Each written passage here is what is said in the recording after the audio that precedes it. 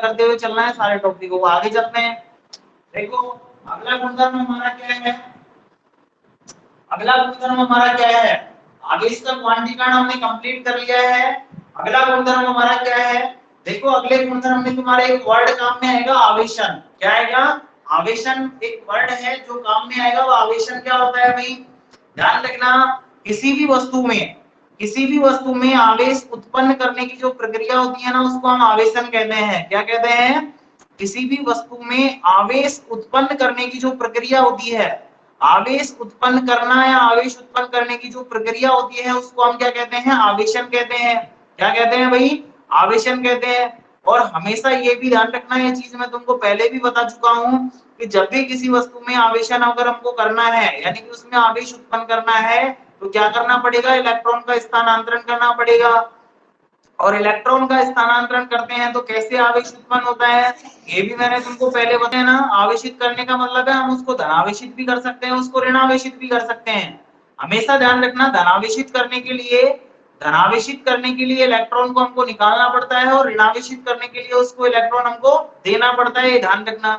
अब देखो अगला गुणधर्म हमारा क्या है, अगला गुणधर्म हमारा ये है कि जब भी किसी वस्तु को आवेशन, जब भी किसी वस्तु का आवेशन किया जाता है ना, आवेशन किया जाता है तो आवेशन के पश्चात हमेशा उसका द्रव्यमान बदलता है। कोई भी वस्तु होती है उसका जब भी आवेशन किया जाएगा तो उसका हमेशा द्रव्यमान बदलेगा। द्रव्यमान कैसे बदलेगा वो भी मैं तुमको बता देता हूँ। देखो ये जो क्वेश्चन है ना, आईआईटी में पूछा गया है और वेरी वेरी इंपॉर्टेंट क्वेश्चन है। ये छोटी सी चीज है लेकिन तुमको आनी चाहिए, ध्यान रखना।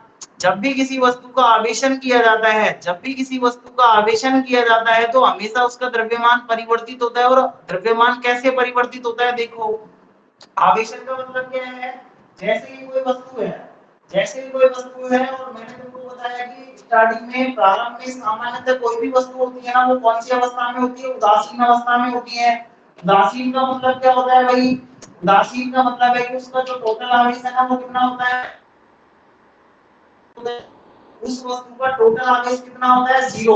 और जब जीरो होता है तो उस वस्तु को हम कौन सी वस्तु कहते हैं, उदासीन वस्तु कहते हैं। अगर हम इस वस्तु का आवेशन करेंगे, आवेशन का मतलब चाहे निकाले से इलेक्ट्रॉन या फिर इसको इलेक्ट्रॉन हम देंगे ना, तो इस वस्तु का द्रव्यमान हमेशा बदलेगा। अब बदलेगा तो कब तो कम होगा और कब ज्यादा होगा वो तुमको पता होना चाहिए। इस आधार पे एक बार आईआईटी में क्वेश्चन पूछा गया था। तो देखो अगर मान लो हम इस वस्तु को धनावेशित करते हैं, अगर हम इस वस्तु को धनावेशित करते हैं तो धनावेशित करने के लिए हमको इलेक्ट्रॉन क्या करना पड़ेगा, इसमें से बाहर निकालना पड़ेगा। और जब इसमें से इलेक्ट्रॉन बाहर निकालेंगे तो इसके ऊपर कौन सा आवेश आएगा, धनावेश आएगा।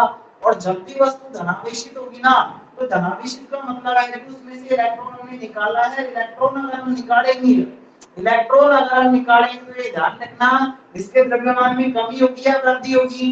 भाई कोई भी वस्तु होती है उसमें से अगर कुछ चीज को हम निकाल लेंगे, अगर उस पदार्थ में से कुछ चीज को हम निकाल लेंगे तो वहां पे उसके द्रव्यमान में कमी होगी या वृद्धि होगी, कमी होगी ना। तो यहाँ पे इस वस्तु में से अगर इलेक्ट्रॉन को हम निकालेंगे तो इसके ऊपर धनावेश आएगा। इसका मतलब ये है कि कोई भी वस्तु होती है उसको धनावेशित करने के लिए, कोई भी वस्तु होती है उसको धनावेशित करने के लिए हमको इलेक्ट्रॉन निकालने पड़ते हैं। और इलेक्ट्रॉन जैसे ही निकालते हैं ना तो उसके द्रव्यमान में क्या आ जाएगी, कमी आ जाएगी। क्या आ जाएगी, द्रव्यमान में कमी आ जाएगी।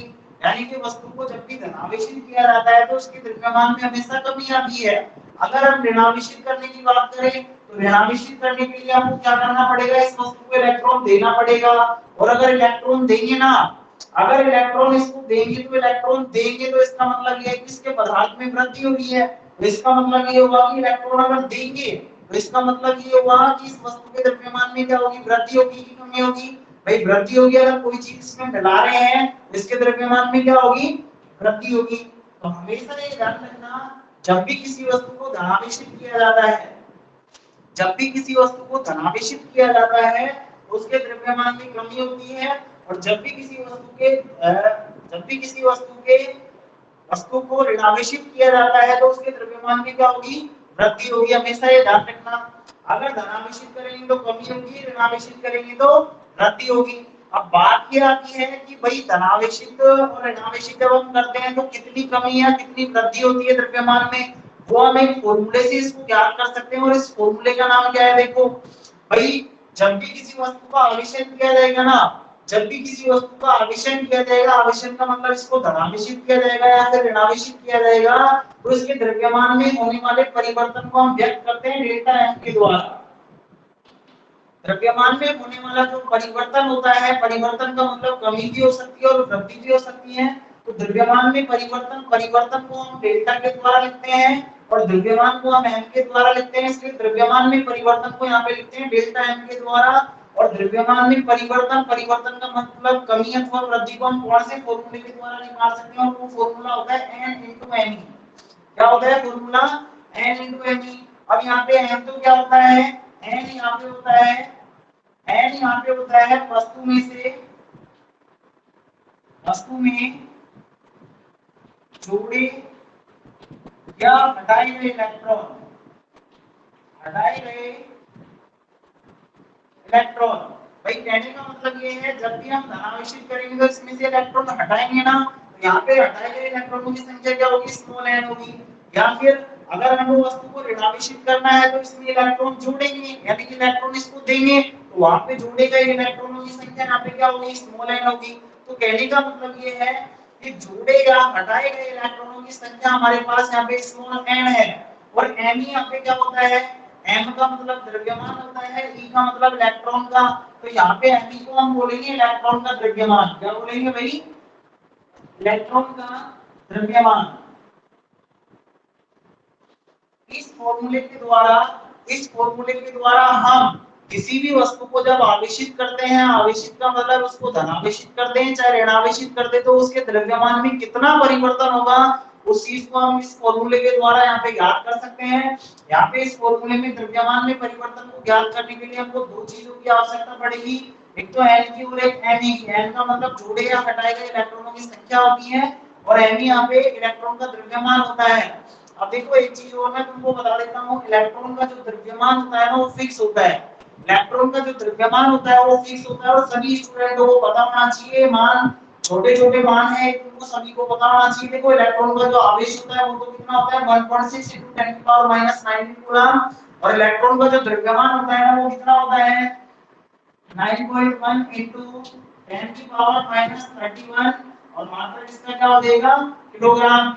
ये इलेक्ट्रॉन का द्रव्यमान होता है, द्रव्यमान को इंग्लिश में मास कहते हैं, इसलिए इसको m के द्वारा व्यक्त करते हैं, ध्यान रखना। इलेक्ट्रॉन का जो द्रव्यमान होता है इसको me के द्वारा लिखते हैं और इसका मान कितना होता है भाई, इसका मान होता है 9.8 × 10⁻31 किलोग्राम।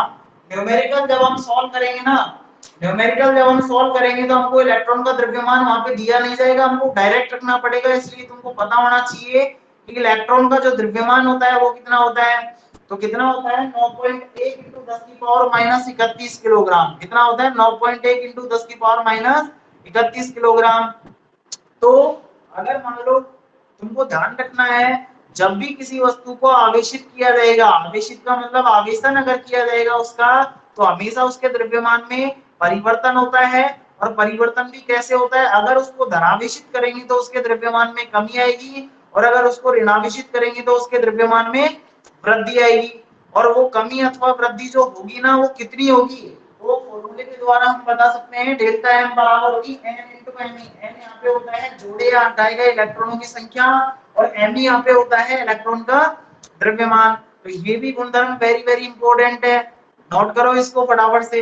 लिखो, मैं बोल रहा हूँ, इसको नोट करना है, लिखना है तुमको। लिखो, अपनी कॉपी पेन और रफ कॉपी तुमको साथ में लेकर के बैठनी है हमेशा, प्रत्येक बच्चे को ध्यान रखना। देखिए मैं बोलता हूं, किसी वस्तु के आवेशन के पश्चात, किसी वस्तु के आवेशन के पश्चात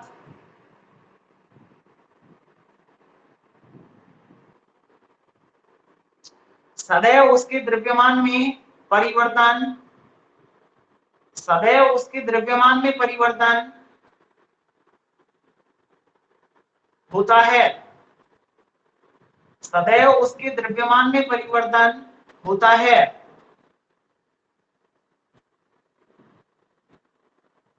अर्थात, अर्थात, अर्थात जब किसी वस्तु को धनावेशित किया जाता है, जब किसी वस्तु को धनावेशित किया जाता है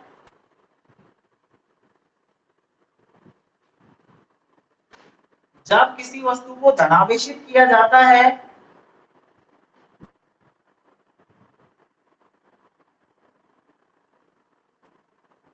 तो सदैव उसके द्रव्यमान में कमी होती है, तो सदैव उसके द्रव्यमान में कमी होती है।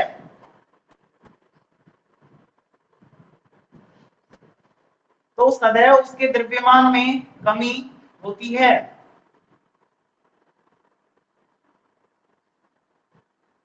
और इसके आगे है ना, कोष्टक में तुमको लिखना है इलेक्ट्रॉन की कमी के कारण, कोष्टक में तुमको लिखना है इलेक्ट्रॉन की कमी के कारण। भाई यहाँ पे जो द्रव्यमान में कमी होती है ना, वो किसके कारण होती है? इलेक्ट्रॉन की कमी के कारण। तुमको कोष्टक में लिखना है इलेक्ट्रॉन की कमी के कारण। फिर इसके बाद भी लिखना है तुमको तथा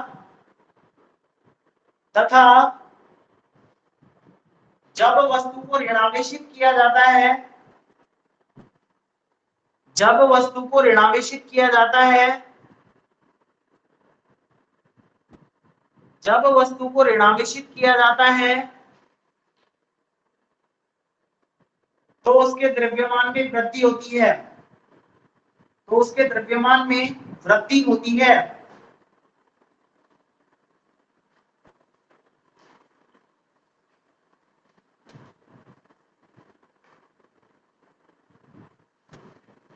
तो उसके द्रव्यमान में वृद्धि होती है।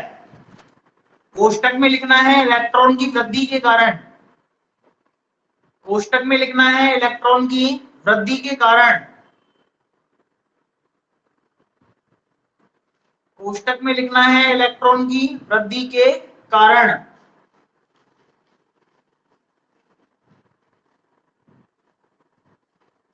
फिर तुम्हें नीचे नई लाइन से लिखना है, नीचे नई लाइन से लिखना है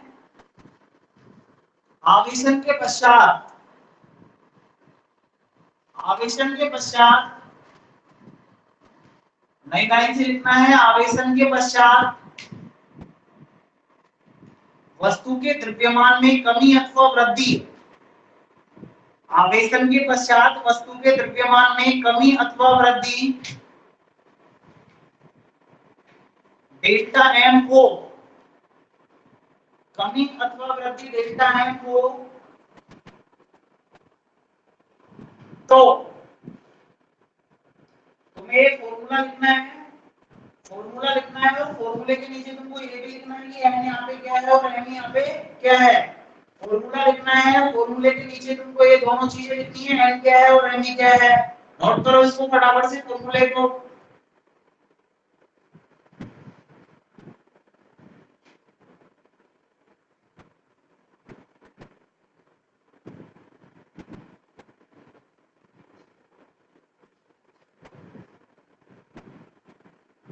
नोट कर लिया भाई?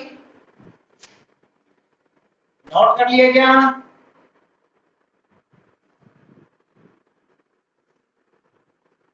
नोट कर लिया भाई?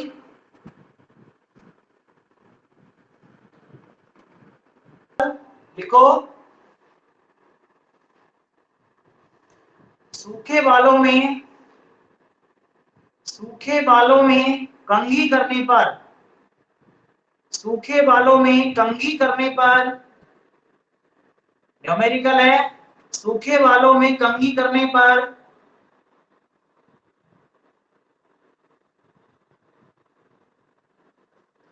सूखे बालों में कंघी करने पर, कंघी पर, कंघी पर 48 कूलाम, कंघे पर 48 कूलाम ऋणावेश उत्पन्न हो जाता है। सूखे बालों में कंघी करने पर 48 कूलाम, सॉरी, सूखे बालों में कंघी करने पर कंघी पर, कंघी पर 48 कूलाम ऋणावेश उत्पन्न हो जाता है। तो ज्ञात कीजिए, तो ज्ञात कीजिए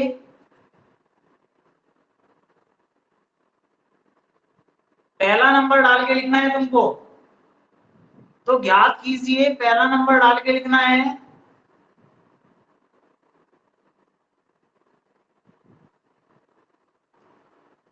पहला नंबर डाल के लिखना है कंघी पर स्थानांतरित इलेक्ट्रॉनों की संख्या। पहला नंबर डाल के लिखना है कंघी पर स्थानांतरित इलेक्ट्रॉनों की संख्या।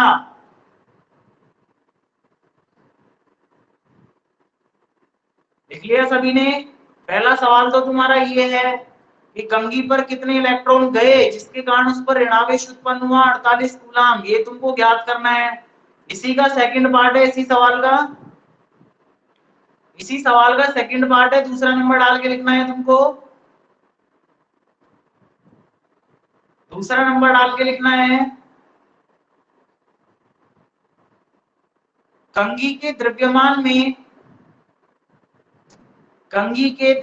में कमी अथवा वृद्धि। कंघी के द्रव्यमान में कमी अथवा वृद्धि, ये तुम्हारा सेकंड पार्ट है इस सवाल का। यानी कि सेकंड पार्ट में तुमको ये बताना है कि कंघी के द्रव्यमान में कमी हुई है या फिर वृद्धि हुई है, और तुमको ये भी बताना है कि कितनी कमी हुई है और कितनी वृद्धि हुई है। ये तुम्हारा सवाल है। देखो इस सवाल को कैसे सॉल्व करेंगे। प्रत्येक स्टूडेंट ने इस सवाल को लिख लिया क्या? प्रत्येक स्टूडेंट ने इसे आवेशन कहते हैं।